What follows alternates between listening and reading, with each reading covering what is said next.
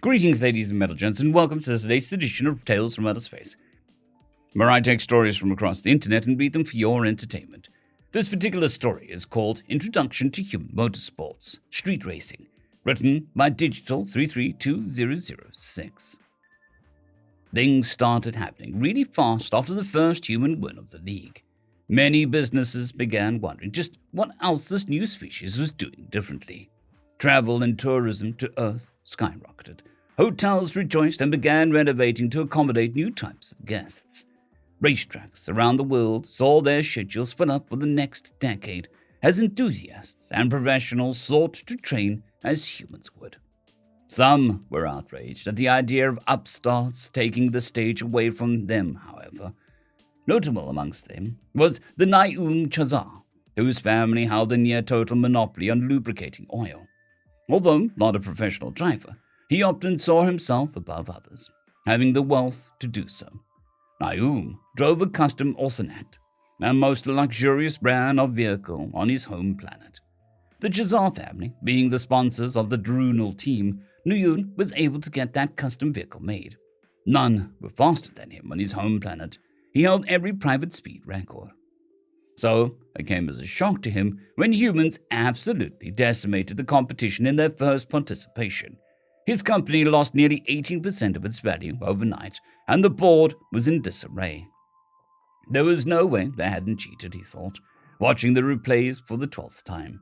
Perhaps the pilot was suspended in a substance to reduce the impact of the high-speed maneuvers, or, this one seemed more obvious to him, he was genetically modified to race. Certain that this was a fluke, Naum set out for Earth, intent on showing up the natives with his superior vehicle. Unfortunately, every race was booked, and no one was even selling tickets at a markup. "You cannot even add one extra racer," he screamed at the attendant manning the reception booth. "Look, I'm sorry, but we're at capacity. They'd shut us down if anything happened because we overbooked," tried to explaining the human attendant. Naum began walking out when a human called out to him. "Hey, I've heard from some friends that some of them are holding a street race over in the Bodies, the abandoned town." Street race? The idea sounded bizarre to him, but if there would be humans there and racing, he would beat them. He wasn't quite sure how to get there, and so he had gone to the Galactic Embassy, hiring a human guide for directions since he was leaving the city. Usually, most tourists and visitors of alien species to Earth would need to pass a special license in order to have the right to drive on such roads. Naum was able to procure one with the help of his wealth, getting the equivalent of an ambassador's visa. As he drove on the human Highway 50 road, he snickered at the speed limit signage. His onboard computer had calculated and converted the paltry 50 miles per hour into a unit he could understand. By the human standards, his vehicle could do 105 miles per hour. He had never taken it that high, obviously. Fear of an accident prevented him from doing it, limiting himself to 82 miles per hour. Perhaps the humans would be worthy adversaries to race, forcing him to use the full power at his disposal. Do you have views like this on your home world?" asked the human guide. He'd kept trying to make small talk with him, likely not understanding his annoyance at his species. He'd even bared his teeth at the human, but it still kept talking, oblivious to the mood. It took a few human hours, but they managed to find the location.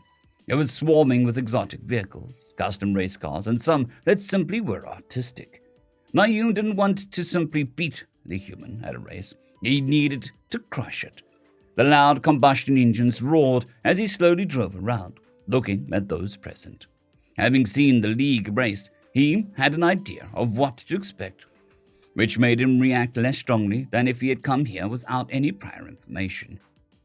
The exotic cars were mostly grouped together, while there was also another group of large vehicles parked in another section.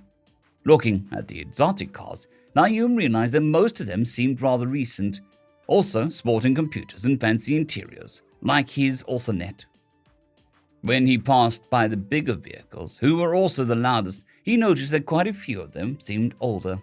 They had some rust, antiquated mirrors, and many of them had barely a single seat inside. What sealed the deal and made Naum decide to race one of these was the lack of any computer system whatsoever, only operated by a single lever in the middle. Truly, This was a poor person's car, and peasant vehicles do not go fast. Stopping next to a group of them, he parked his vehicle a few meters away.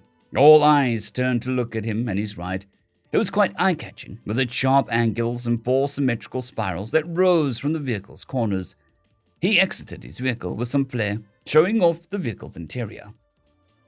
"Wowee, that's a fancy car you got there. Don't reckon I've ever seen one," called out one of the men around the large lime green car. "You haven't. It's an original, unique concept from my homeworld," Nayoom boasted proudly. "And what is yours?" "This is a Challenger, a 71, replied a man sitting in the lawn chair next to the car. "How fitting, for I am indeed a Challenger. I wish to partake in a race against you," smirked Nayoom. The man got up from his chair, his knees creaked, and he let out a moan or some kind of sigh as his knees cracked. "This is going to be easy." "Well, alrighty then. I didn't think I'd race tonight, but it's not every day an alien comes down and challenges you. You know the rules?" "I'm not familiar with your rules, no." "Simple enough. We both get on the starting line. The temporary lights set up are going to go red, yellow, then green. On green, you just start racing. Follow the track, keep within the orange cones, and the first one back to the start wins. It's kind of like an oval, maybe more like a D." Nayoom nodded and was about to get back in his car when the human's hand tapped his shoulder. "What's your name, friend?" asked the human. "Nayoom Jazar," he said, defiantly, as the human would recognize his prestigious family name. "My friends call me Roadkill," smiled the human, a half-dozen teeth missing from his mouth. The two drove their vehicles on the starting line, eagerly waiting for the lights to change as the race organizer made sure that they were equal. Nayoom put on his racing helmet, a special piece designed to help him handle the higher G's of acceleration without hurting his head too much. It had cost him nearly as much as the car itself, but the car was useless without it. The lights turned red, and Nayoom heard the roar of the Challenger, its driver giving a gas, likely needed to help grease the combustion engine, he thought. On his end, the electrical motors of his Alternate would deliver the full power instantly to the wheels, a much more efficient and elegant system. The lights changed to yellow and quickly to green. Nayoom pressed the accelerator button on his steering wheel, and the car surged to life as it sprinted ahead. A raucous sound of the Challenger roared loudly behind him. His tires kicking up a cloud of smoke, Nayoom felt the thrill of speed, watching his opponent in his rearview mirror with a crooked smile. His vehicle accelerated, reaching high speeds of 85 miles per hour, the fastest he'd ever gone. His hands shook, a bit from the nervousness and from trepidation. The first part of the race was a long straight and turned slightly to the right after some distance. In anticipation for the turn, Nayoom lowered his speed to the amount his computer was calculating as necessary to take it, when suddenly and unexpectedly, the Challenger flew by him at breakneck speeds. Nayoom blinked rapidly in disbelief, watching as the car and its driver was going too fast to stop before hitting the wall of orange cones. A loud screeching sound nearly ruptured his eardrums as the car slid horizontally, taking the corner laterally. Nayoom finished the race but came in far behind his opponent, who was now outside his vehicle, holding a burning piece of something in his mouth. "What was that?" screeched Nayoom. "Which part?" asked Roadkill, confused. "I had you clearly beaten. I was way further ahead of you." Roadkill nodded sullenly. "Yeah, I've been meaning to put slicks on, 'cause otherwise she just spins and spins. When the gum gets hot, though, she's at her best. You did pretty good there, though. What, with that thing being electric and all? I reckon you might even beat me in an eighth of a mile drag race." Nayoom sighed, his shoulders dropping. "But your vehicle, it is bare. It is old. It is inferior technologically. It's not even a race car." "Well, I ripped the seats out to save on weight. That puts her closer to the race car in terms of power to weight ratio. She's old, but that's kind of the beauty of it. I know a lot of people like fancy gadgets, but ain't nothing like driving stick and feeling every shift. It's a lot cheaper to fix, too." There was some truth in what the human said, he thought. Perhaps he would have better luck with the other vehicles here. It was not to be, however. It seemed that tonight was a lesson in humility as countless cars and humans proceeded to shatter Nayoom's car in races. Sporty sedans beat him to the first corner. Expensive Italian cars straight up beat him on the takeoff. Turboed hatchbacks proceeded to beat him on the first corner. Nayoom was about to give up when another challenger appeared. A young man and a rusty, beat-up car. Hey, you the alien challenging everyone. Let's do a race. Naum sighed and decided this would be the last race of the night before he headed back to the town. The two cars lined up on the line. Naum, knowing the drill by heart now, he looked over to his competition.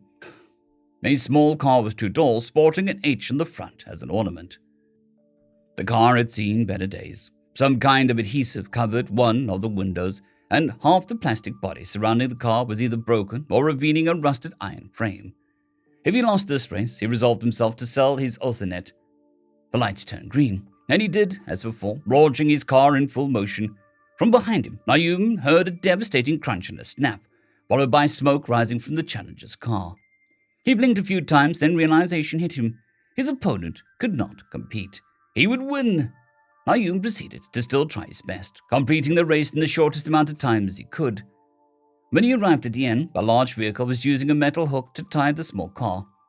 What happened? Asked Naum, genuinely curious. Fecking Honda. I blew a head gasket. The human seemed rather depressed. Naum understood him, feeling rather sad for himself when problems would arise with his Othernet. Decidedly cheered up by his win, however. He felt magnanimous. Tell you what, I'll help you get it fixed up, and then we can race later, Naum smiled, inviting the young man into his car for a ride. End of story.